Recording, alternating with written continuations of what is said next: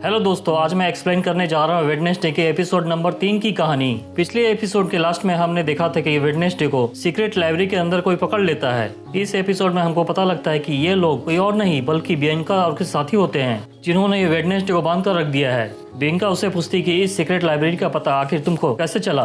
तब वेडनेसडे उसको बोलती है कि मैं इस फटे हुए पेज की मदद से ढूंढते हुए यहाँ पहुँच गई। ये लोग वेडनेसडे को अपने ग्रुप में शामिल होने का इसको ऑफर देते हैं, लेकिन वेडनेसडे यह मना कर देती है। फिर वेडनेसडे अपने बंधे हुए हाथों को खुद से ही खोल लेती है और यहाँ से चली जाती है। रात के समय वेडनेसडे उस फटे हुए पेज को इस किताब के अंदर जोड़कर देखती है तो ये गुत्थी सुलझने के बजाय और भी उलझ जाती है। अगले दिन प्रिंसिपल लेरिसा सभी स्टूडेंट्स को बोलती है कि हम सभी को एक समारोह में जाना है जहाँ पर एक स्मारक का उद्घाटन होने वाला है। नेवरमोर के सारे बच्चे यहाँ जेरिको टाउन में आ जाते हैं। बाद में वेडनेसडे जेवियर से मिलती है, पर जेवियर को लगता है कि रोहन अभी भी जिंदा है। तब वेडनेसडे उससे पूछती है अगर जिंदा है तो क्या वह तुम्हारे मैसेज का कोई रिस्पॉन्स दे रहा है। इस पर जेवियर की बोलती बंद हो जाती है। फिर वेडनेसडे उसको वह बुक दिखाती है जो कि उसने लाइब्रेरी से चोरी की थी। जेवियर भी इस बुक में वेडनेसडे को देखकर शॉक्ड था। तब वह बोलता है कि तुम्हारी फोटो इसमें कैसे हो सकती है, यह तो लगभग 30 साल पुरानी है। इस बुक में दूसरा पिक्चर जोसेफ क्रैकस्टोन का होता है, जो कि यहाँ की बहुत बड़ी हस्ती है। इन सभी बच्चों को यहाँ अलग अलग जगह पर काम करना होता है। वेडनेसडे को पिलग्रिम हाउस में काम करने को दिया जाता है।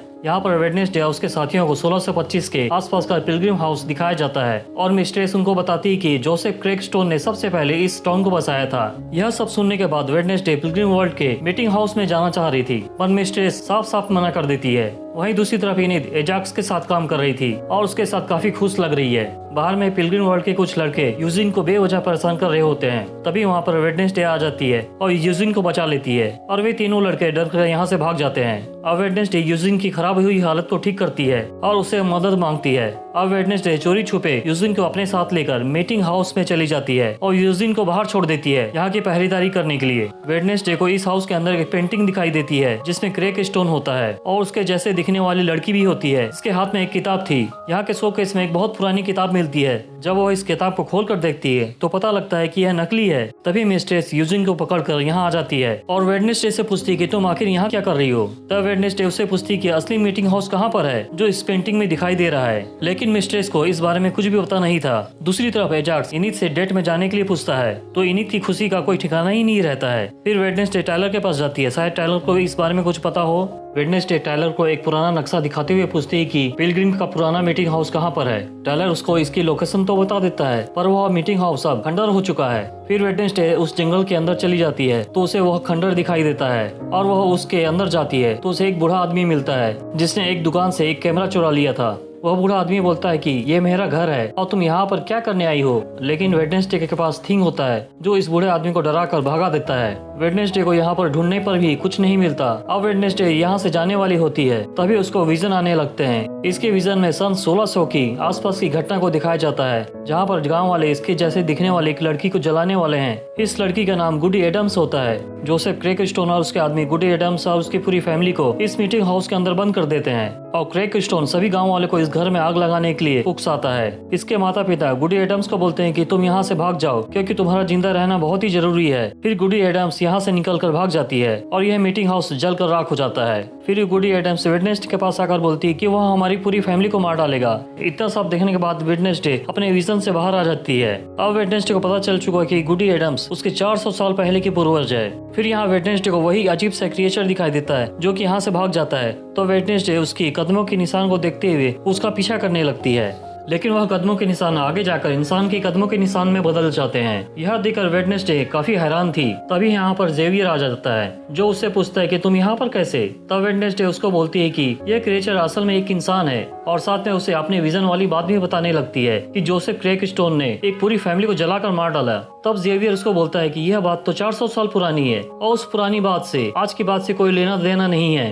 तो अपने विजन पर ज्यादा विश्वास मत किया करो, वह गलत भी हो सकता है। फिर वेडनेसडे उसको बोलती है कि कोई बुरी घटना होने वाली है और मैं उसको रोक कर ही रहूंगी। यह बोलकर वो यहाँ से चली जाती है। अगली सुबह सभी स्टूडेंट्स जोसेफ क्रैकस्टोन की मूर्ति के सामने इकट्ठा हो जाते हैं क्योंकि ये सभी लोग इसकी मूर्ति को सम्मान देने वाले होते हैं और इसके सम्मान में एक संगीत बजाया जाता है। वेडनेसडे भी यहीं पर ही बैठी होती है जो कि सेलो को बजा रही है।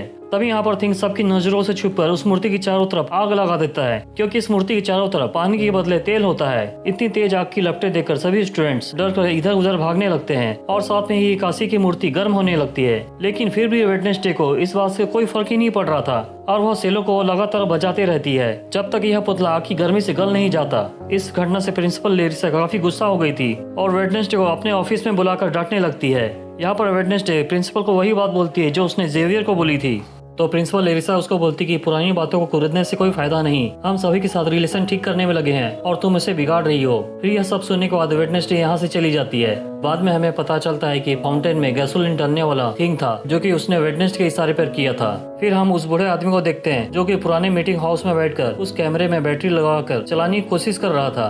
तभी वो अजीब सा क्रिएचर हाइड यहाँ आ जाता है और इस आदमी को मार डालता है और तब तक इस कैमरे से इस क्रिएचर की फोटो खींचते रहती है। इधर यूजिन रात में बाहर घूम रहा होता है, तभी उसे पुलिस की गाड़ी दिखाई देती है और इधर इनिद भी तैयार होकर एजाक्स का इंतजार कर रही थी और एजाक्स भी तैयार होने के लिए बाथरूम में नहा रहा था। असल में एजाक्स एक गॉर्गन था, इसलिए वह आईने को एक टॉवल से ढक देता है, पर यह टॉवल उसके नहाते समय इस आईने से गिर जाता है और वो यहाँ से बाहर निकलते समय उसके बाल अपने आप को आईने में देख लेते हैं और एजाक्स पत्थर में बदल जाता है। इनिद एजाक्स का इंतजार करते करते काफी गुस्सा हो जाती है और अपने नाखून निकालकर इधर उधर मारने लगती है। इसके बाद हम जेवियर को देखते हैं जो कि एक जगह से निकल रहा था और उसके गर्दन पर किसी के खरोच के निशान थे। दूसरी तरफ हम प्रिंसिपल लेरिसा को देखते हैं जो कि आग के सामने बैठी होती है और वह मोटी सी एडम्स की फोटो देख रही है और उस फोटो को फाड़कर वह आग में डाल देती है। इससे पता चलता है कि प्रिंसिपल लेरिसा वेडनेसडे की मां से किसी कारण से जलती है। अब पुलिस वालों को भी उस कैमरे की मदद से उस क्रिएचर की फोटो मिल जाती है और इसी के साथ ही यह एपिसोड यहाँ पर खत्म होता है।